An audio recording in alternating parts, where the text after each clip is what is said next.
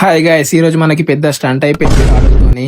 ఎవరైతే కొత్తగా food delivery work చేద్దాం అనుకుంటారో ఈ వీడియోని చివరి వరకు చూడండి. పక్కా ఈ వీడియో నీకు యూజ్ అవుతుంది. ఇటువంటి సిచ్యువేషన్ నీకు వచ్చినప్పుడు అసలు ప్రాబ్లం ఏమైందంటే, మనకి ఆర్డర్ పడ్డది. ఇప్పటి లెక్క మనం యాక్సెప్ట్ చేసుకుని మనం అయితే రెస్టారెంట్ దగ్గరికి వెళ్ళిపోయినాం. రెస్టారెంట్ లెక్కించి ఆర్డర్ పికప్ చేసేసుకొని మనం డ్రాప్ లొకేషన్ దగ్గరికి వెళ్ళిపోతుంటే మనకి పొంగకు పెద్ద స్టంట్ అయిపోయింది. పొంగ బ్యాగ్ ఏంది తడిచినట్టు కొడుతుంది అని చెప్పి బండి సైడ్ కాపీ చూస్తే ఆర్డర్ మొత్తం లీకేజ్ అయిపోయింది భయ్య. బ్యాగ్ పచ్చి అయిపోయింది కాక మనకి వెనక కూడా రైస్ వాటర్ పడ్డాయి భయ్య.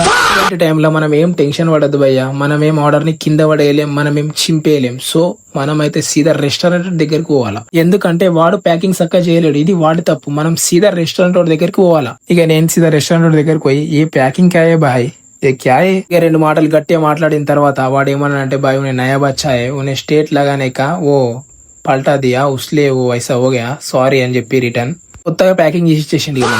సో మీకు కూడా ఎప్పుడైనా ఎటువంటి సిచ్యువేషన్ వచ్చినప్పుడు ఫైట్ చేయండి, మీరు ఎటువంటి తప్పు చేయనప్పుడు. సో ఇప్పుడు నీకు కూడా ఒక ఎక్స్పీరియన్స్ వచ్చేసింది. ఇటువంటి సిచ్యువేషన్ వచ్చినప్పుడు నువ్వు కూడా ఫేస్ చేయగలుగుతావు ఆగం కాకుండా. వీడియో నచ్చితే లైక్ చేయి, షేర్ చేయి, ఫాలో చేయి. ఇటువంటి కంటెంట్ ఇస్తూనే ఉంటా మళ్ళా. బాయ్.